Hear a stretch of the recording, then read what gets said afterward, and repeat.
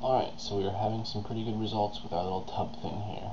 Let's actually change this to 3 iterations and uncheck ice line display so we can see what kind of polygon count we're getting. That's not bad. Not bad at all. So, exit isolation mode, and let's see what it looks like. Huh. That's actually pretty good because we don't care if it doesn't exactly touch the walls. We're gonna have tiles there, and they actually stick out, I believe, in 3/4 of an inch from the wall. So there's a pretty cool looking tub. Delete our box we have going on there, and let's just make a few basic materials here, just so I can test out some of the things. So let me get this so you guys can see it. There you go. First, change the renderer to mental ray because it's okay. Mental ray, and choose your arc and design materials. Now the base material, it's got let's see here, 0.6 reflectivity. That means it reflects a little more than half of everything, so it's pretty much half opacity. The glossiness measures how shiny it is, whether it's kind of spread out or intense. We want this intense, so 1. Transparency, that's literally, if it's transparent or not. It's used for glass, maybe mirrors, something like that. And again, the glossiness, that's the glossiness of the transparency. Index of refraction is the way that light penetrates an object. So if you took physics, if you have like a line right here, let's say this line, index of refraction of 1 is, I believe, water, which means it goes in and then it comes out at a slightly different angle. The higher the index of refraction, the more intense the angle is. So if you want realistic results, you can actually go find the index of refraction online or in a book or wherever you want and put it in there. Anisotropy is, let's see, how do you describe it? It's like the way the light reflects on the object. A really high value gives us a circle, and a low value gives this kind of stretched look, indicating that it's kind of like brushed metal, pretty much.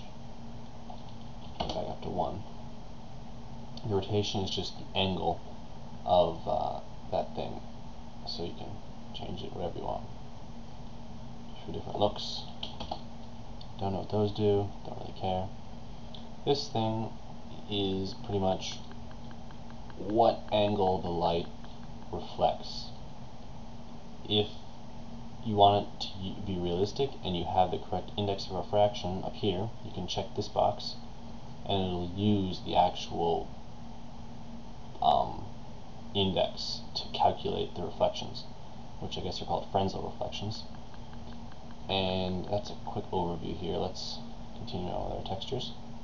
So we want this to be white, white, white, white. And looks good. We're going to call this, it has a term. We're going to call it white material. Okay. It does have a name. Not plastic, but oh well. Attach it to this. And then copy it over here. Actually, let's just do tub material. And for this, let's do vent material.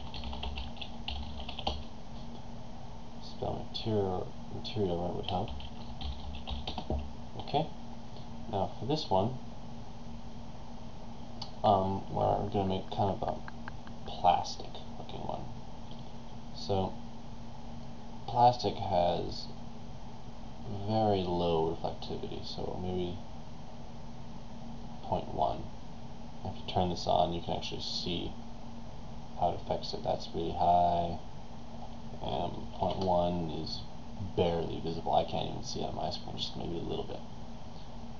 The glossiness, you want to maybe not 0.2, 0.4, which gives you these very big glossy things.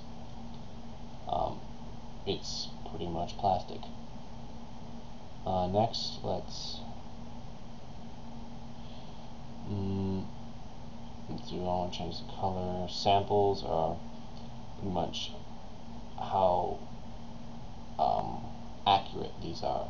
You know, if it's not blotchy, the higher you go, the less noisy it is. And that's pretty good plastic material, so we'll apply that to our events. Oh, okay, let's just select all that, deselect, assign to selection, and for this tub material, let's actually name this shiny white material.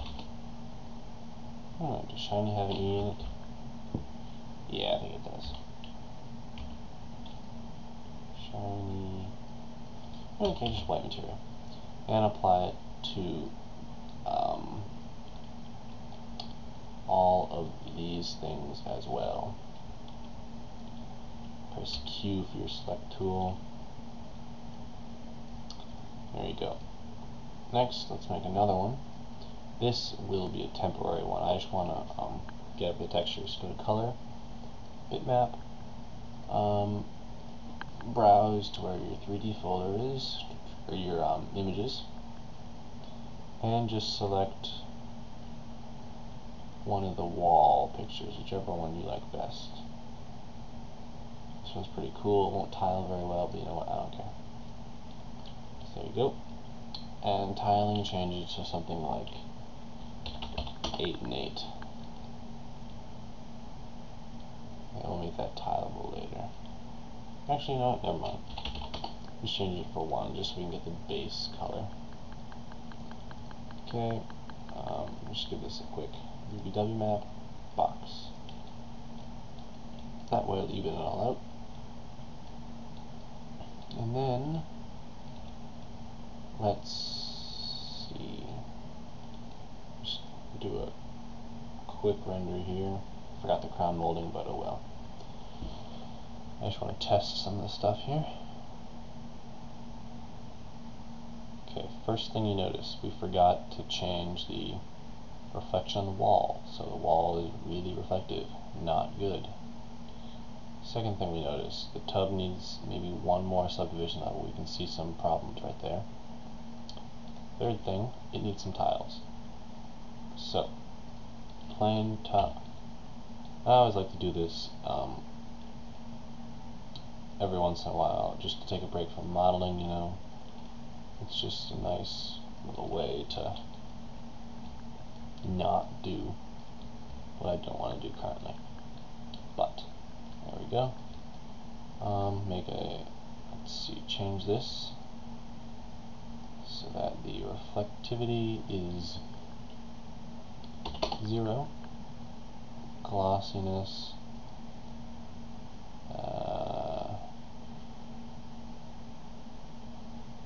that's actually good if there's no reflectivity, there's no glossiness. So,